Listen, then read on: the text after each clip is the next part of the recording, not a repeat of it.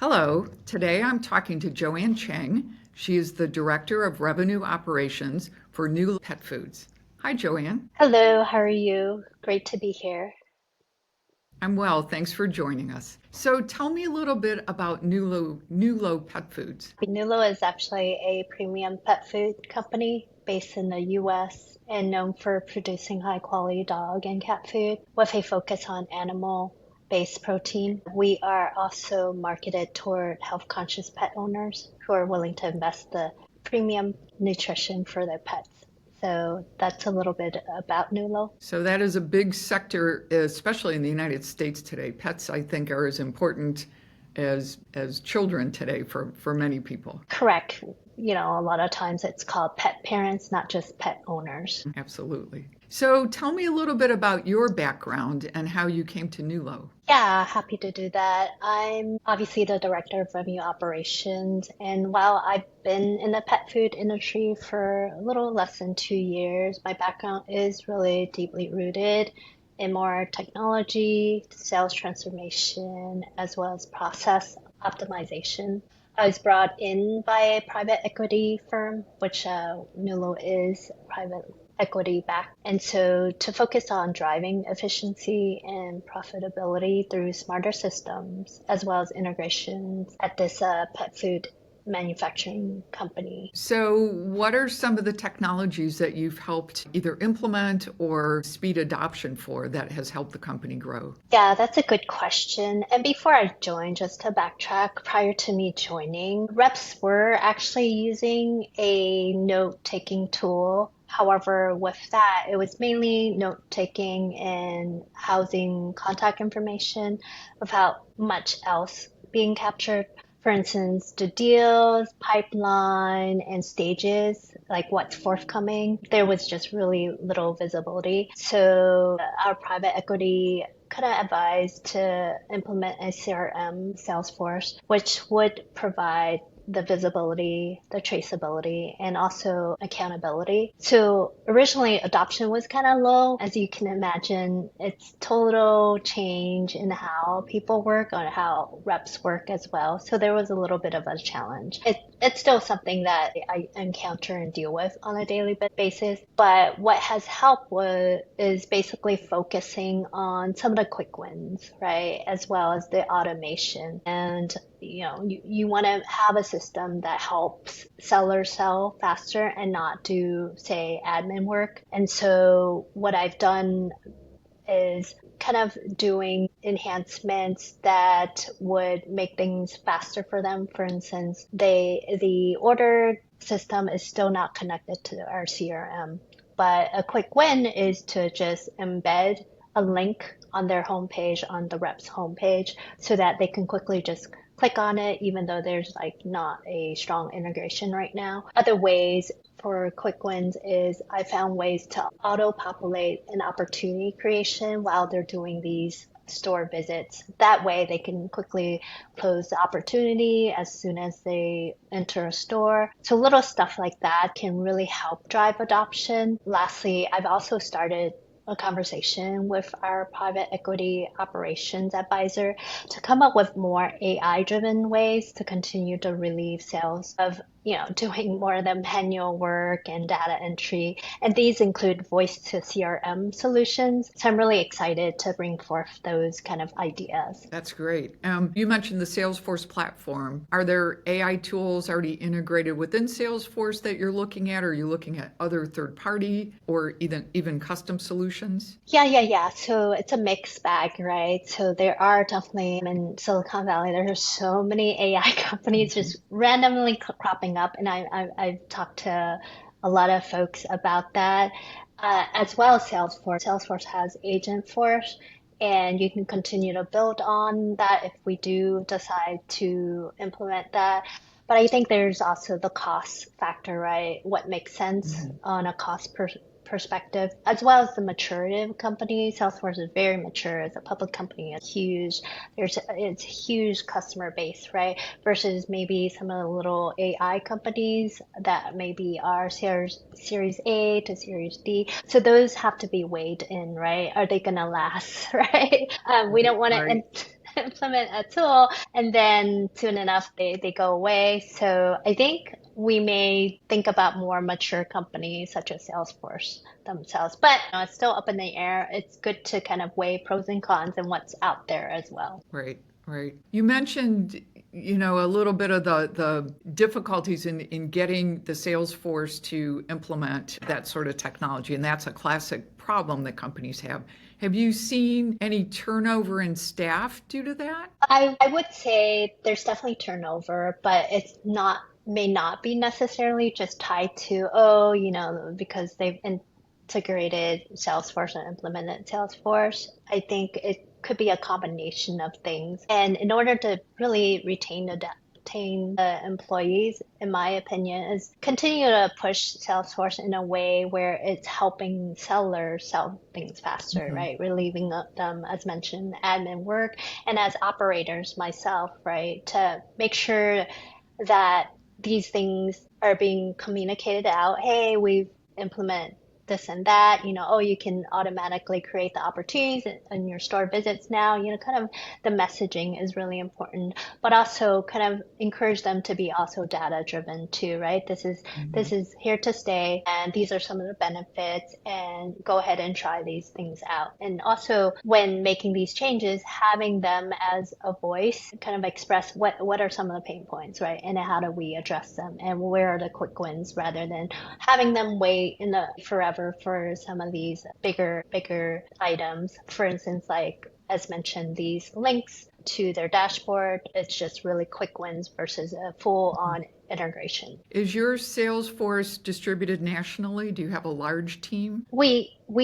Are definitely national, and there are about a handful of reps plus the directors, and they're all over the US. And they are in charge of more of the independent channel, the mom and pops and the regional chains. And then we have Mhm. another team that's more brand ambassadors. They're more on a part-time basis where they go into the national stores like Petco and PetSmart and kind of sell the brand.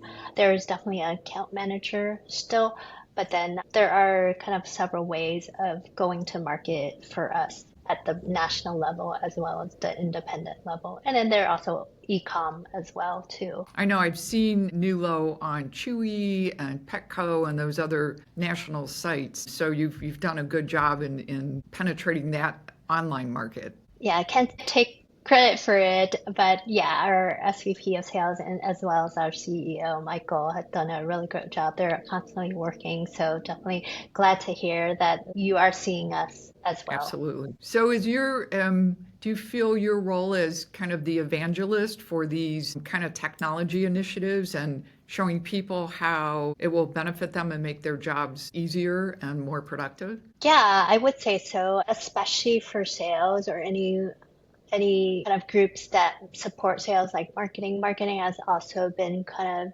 wanting to be a part of CRM or their stuff on Salesforce. We've recently pushed out, it was a very simple quick win, a page with all the links that a sales reps would need in order to sell in that marketing has provided. And so making that available on their iPads, because when they do store visits, it's the tool that they do and take the survey, and then just having that there in case they need to price sheets, it's already there on Salesforce. So it's another quick win to helping arm our Salesforce with not only data, but tools that marketing and other teams are making them available to. Great. That's great. So you mentioned AI a little bit and intelligent systems to streamline operations.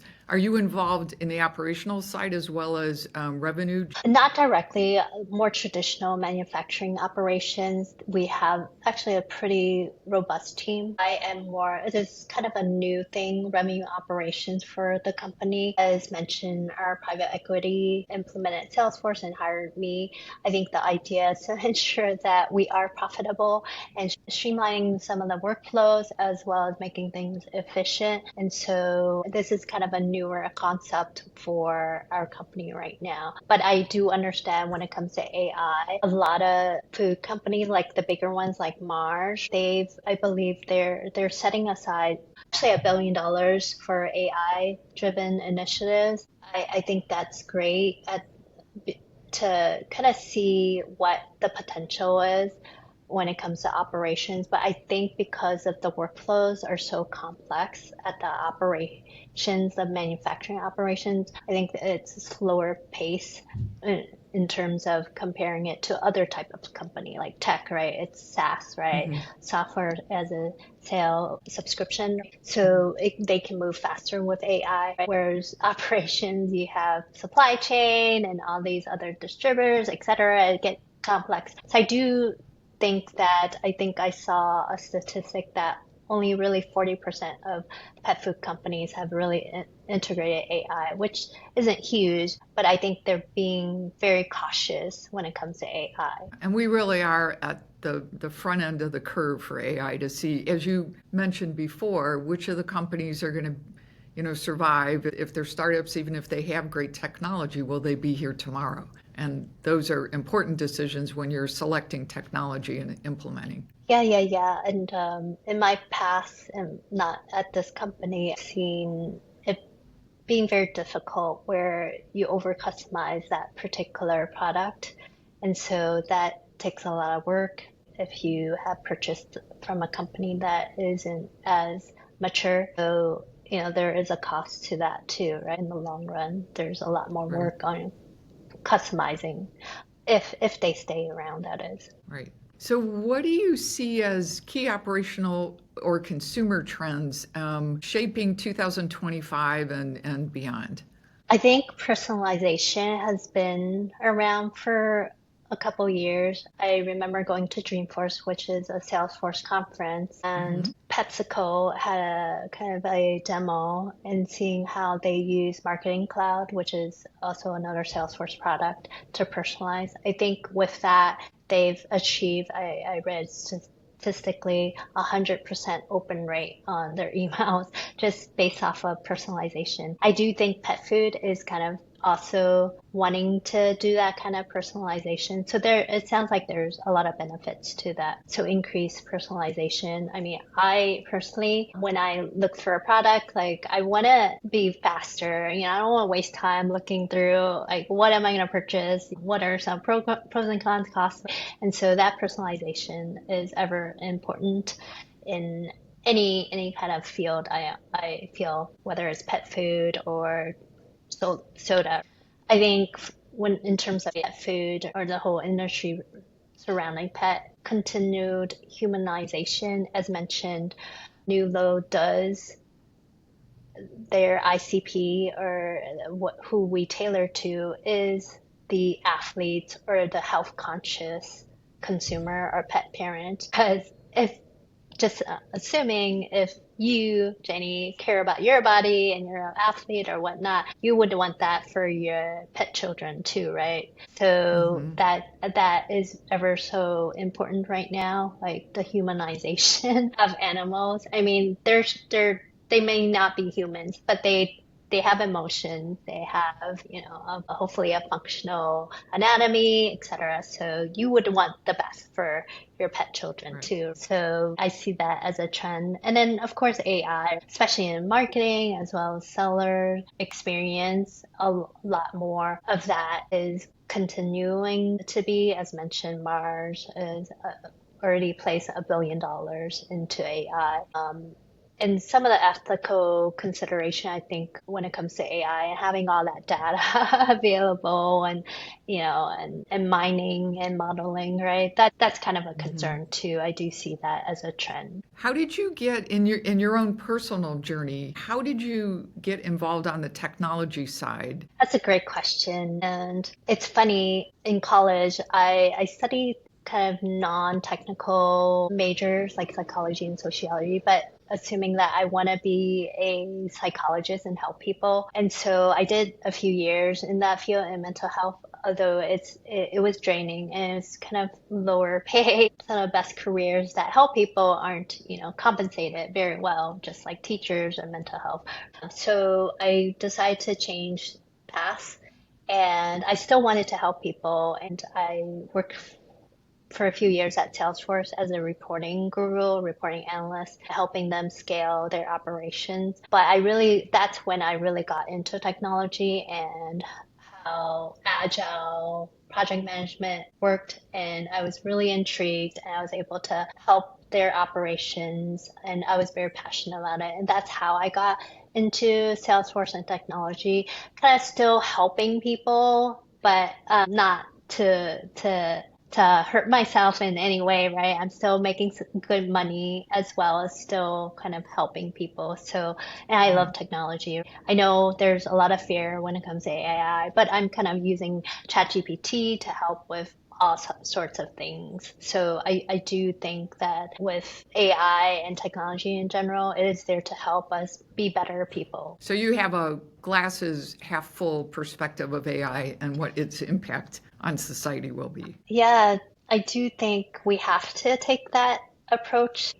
There's a lot of companies that are top down when it comes to AI and wanting us to use AI more. I think it looks good for them to have a statistic, so and so number of our worker bees are using AI, and this is how it's benefited. So I think it's here to stay. So I think you have to, take a full approach. Based on your experience, what advice would you give an organization that's looking at implementing more technology in their sales operations and revenue generation, just becoming more sophisticated as they scale the companies? What advice would you give them? I think really kind of prioritize what's most important and what you want to solve. There's so many things you can solve, and what's most important and what's 80, perhaps 80% of your business. So you don't want to automate things that are going to be complex. If there are complex deals, you may want to save that for more manual, like just keep it as manual if it's the 20%, but then solve for the 80% of things, because you have a limited budget no matter what and limited resources. So you want to prioritize and really kind of ask the end users what are their top pain points and what would drive revenue. What's the ROI on that? So prioritizing based off of the business value that it can bring in. I think also having a roadmap and hopefully strategic 5-year plan and what you want to solve at each year or each stage, because you want to have an end goal. For instance, if you're going to want more AI, how do we get there, right? You want to make sure your systems are integrated. Data is good because that's where the models are being built. But in between, right, you can still have your quick wins so that sellers and end users are still kind of benefiting without the full scope of having AI just yet. So those are some of the advice that I'd give. That's great advice. Great advice. Focus on the 80%, keep the complexities off to the side, look for the quick wins, but be able to communicate a strategic vision, a plan, right? And also listening to people and hearing their feedback along the way. So the Right. communication loop. Exactly. Being iterative about it too. Right. Right. Well, Joanne, this has been great. I really appreciate you talking a little bit about Nulo and your experience in implementing technology for them. And I wish you and the company all the best. Yeah, thank you, Jenny, and I really appreciate the opportunity to talk with you.